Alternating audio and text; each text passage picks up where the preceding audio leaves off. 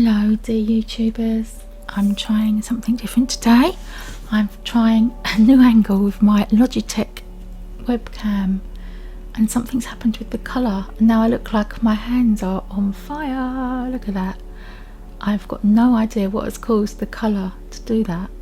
I think it's something to do with the light and my camera's overcompensating. As I'm practicing learning how to do the tarot cards using this weird camera angle, forgive me, I'm going to have just bright red hands playing the game with you. Now, dear watchers of my little tarot, you will know how I work, or you may or may not know how I work. At the moment, I'm just choosing one tarot card.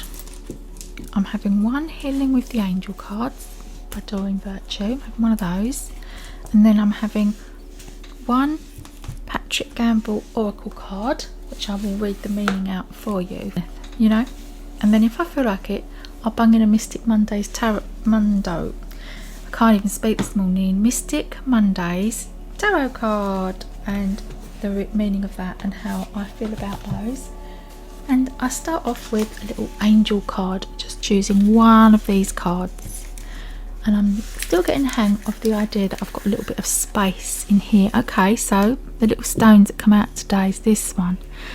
Purity. I feel this stone is a reminder to be as clear as you can in your communications with other people and to make sure that they understand what you meant when you said whatever it was you said, and don't allow any misunderstandings to fester, or for people to go off thinking, God, they said this, this, this, and that meant this, this, this. Okay, because it doesn't do any good, does it, to not have full understanding of what a person has said to you.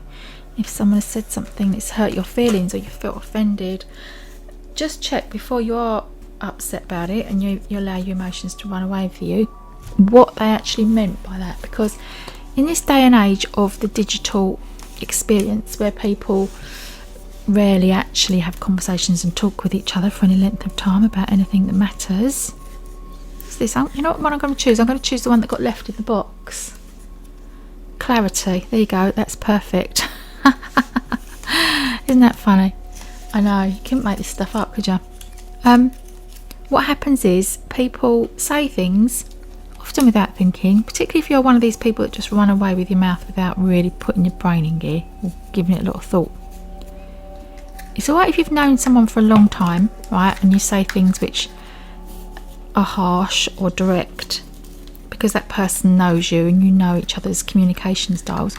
But if you're talking with someone who you don't really know that well and you've said something which is, you know,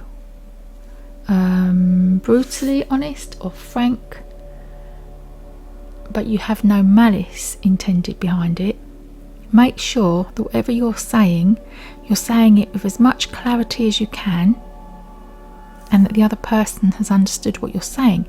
Now, a good way to figure out whether or not they've understood you is to ask for clarification, like get them to clarify what they think you said. Okay, that's a healthy way actually of just checking that you're in a communication that's working both ways. Now, forgive my little leg of my microphone here. I can't figure out how people do these tarot readings. I just can't figure out how to make my camera up high at an angle. Like it has to tip over and it picks up all the weird stuff around the edges. So I'm sorry about that. Dear YouTubers, for bearing with me. You are little stars out there. Now, thinking about this question of clarity, got to talk about it, people. We have to talk about our interactions with each other. We have to think about the meanings behind what we're saying and why we're saying them. And often I find people rarely talk from the heart. Like they rarely actually say, well, I felt like this. They just don't. And the reason for that, I feel, often comes from conditioning. We're conditioned not to talk about how we feel, right? It's just generally, as a nation in Great Britain, we don't talk about how we feel. We might express some feelings that we're having, like if we're feeling angry or sad, you know, and it's obvious to people around us, but we just don't tend to throw in conversation, I felt anything, and then insert your own list of feelings which you might feel. And another reason for that is because we may not have learnt it when we were growing up, to have that as part of our vocabulary to explain how we're feeling. Retreat, yeah, perfect. It's a time to retreat from the troubles of your current daily life, daily existence. And then there's two trains of thought about feelings, aren't there? There's the idea that you can have a feeling and those feelings are just private to you, they're just for you, no one else needs to know about those feelings, because if they're negative and they don't feel good, you don't necessarily want to share with other people how you're feeling if you're feeling bad. And equally, if you're feeling really good and you're bouncing along, you might want to share that. That's just how it works. Is that just how it works? Let me know. If you're out there and you're feeling really bad, are you able to share that feeling really bad feeling with other people? How easy is it to say to other people, oh, I felt terrible, felt dreadful? No, it's taking responsibility for how you feel is a big part of coping in life, right? And it makes you very powerful as a person. It makes you very powerful that you can have, say, a feeling of anger and you process it, and it can be very, very strong and very, very powerful, and yet you are the person that knows that that's how you're feeling, okay? And then you go off and process it and think, why am I feeling angry? What exactly am I feeling angry about? Or I'm feeling very, very sad, or I'm feeling very alone. And the answer to feeling alone is to go off and feel the loneliness and then work on repairing it, right? Some of us can't repair loneliness, because if you're in a situation where you can't change anything, sometimes you just have to live with the feeling and know that you can just do little bits to try and heal your feeling. And that is where the retreat comes in. Sometimes when you're feeling something, you just have to retreat from the situation and spend some time alone in quiet thought. This is what this card actually says in this little book by Doreen Virtue. Clear your mind and focus on your truth and priorities. Are you pushing yourself too hard, beloved child of God? The angels remind us that rest is a natural cycle in every living thing. Think of the mighty oak tree that grows in spurts and then rests. It draws its nourishment from deep within the earth and takes its time before growing upward again. Like the oak tree, it's important for you to nourish yourself with spiritual and emotional food. While you're resting, take time to reflect on your heart's true feelings and desires. Your angels speak to you through your heart.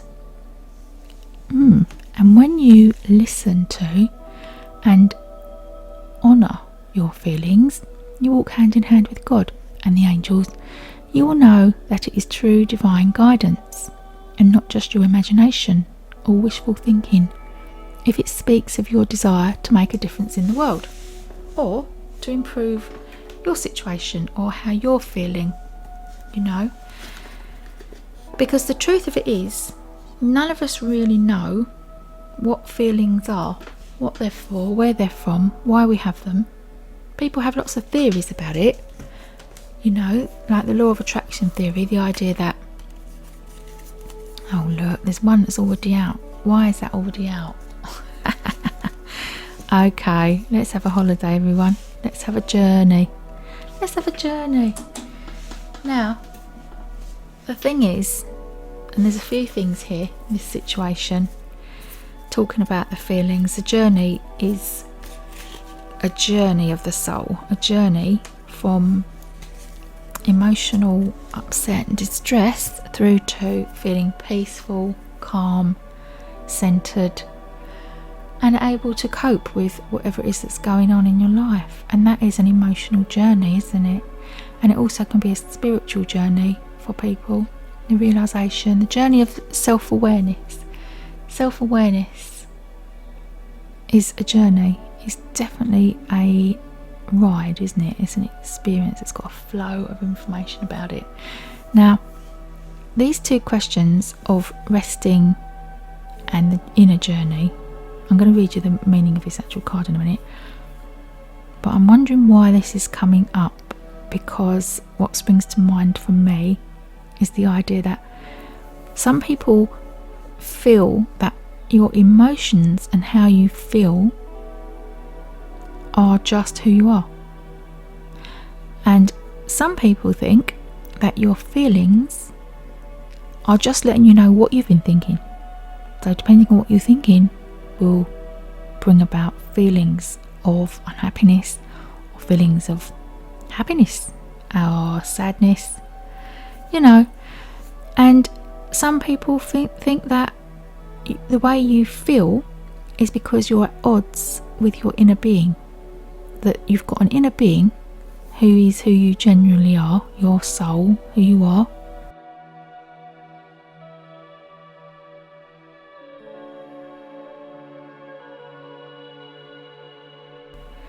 And anything that doesn't feel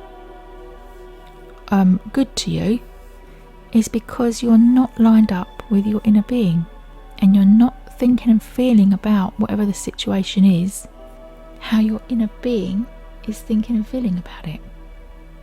Okay? Which is just nice and easy and a simple way of saying, okay, you've got all this old stuff going on, and it's human stuff that you're clinging to, and you don't need to hang on to feelings that aren't serving you. But I think it is part of the human process that we do have feelings that need processing and recognising and honouring. And there is the idea that as a human being you are entitled to have feelings, and you're entitled to have your feelings validated and honoured. Now, if other people can't honour your feelings, then you have to take yourself away from the situation and honour your own feelings, and recognise that you've got an inner internal world that needs to be helped and looked at and paid attention to. Because in my experience, if you don't pay attention to your inner world comes crashing out into your outer world, and then before you know it, you're bedbound or something along those lines, so that you're forced to stop and take stock and learn about yourself. And it's a process of learning as well, isn't it? Okay, so I'm going to read you what this actually says, this book. Journey. Concentrating, asking for guidance, prayers, positive thought, movement and visualising. Okay. Represents turning the attention and the focus from where you are in life at the moment. See that? You go. You can read it yourself quicker than me. Have I knocked the camera completely now? Represents turning the attention and the focus from where you are in life at this moment in time to where you're going in your future. If we give life's challenges too much concentration and energy, we can magnify or hold the current situation in a state of limbo. So take the time to visualise yourself moving forwards in a positive way. Look outside your situation and predicaments that you've found yourself in. Hold the positive thought of projecting yourself onwards and upwards, travelling from one world to another. Call upon your guides to aid you in empowering yourself and creating a swift positive flow in the direction of bliss and peace. Okay. So is that possible even to do that? Sometimes it isn't. Sometimes it's very, very difficult to see past what's actually happening, particularly when it feels so demanding. It feels as though there's no respite. There's no rest. There's no end in sight. So when that happens, what you have to do is look to the future. That is pretty much it. So it doesn't matter whether you've got drama that's happening today and you've got to get through it. You can project to the future of, well, how's this gonna feel and be after the experience? It's like when you go to the dentist and it's awful, but if you think all the time you're in the dentist, if you think in an hour I'm going to be out of here, the time tends to go quicker and the whole experience is easier. And the thing with life is, although you don't want to be permanently missing out on the present moment, if the present moment is feeling terrible for you and you're not enjoying it, then the answer is to bring the future into your being and bring your being into the future. Ooh, see, this one did fall out, the Ace of Pentacles. So I'm just going to take that, but I will shuffle another card. The Ace of Pentacles is a really powerful card about money and financial well-being and having money to be able to make changes and do what you want. And often people can't make changes in their life because of the money. Money is a massive restriction for a lot of people.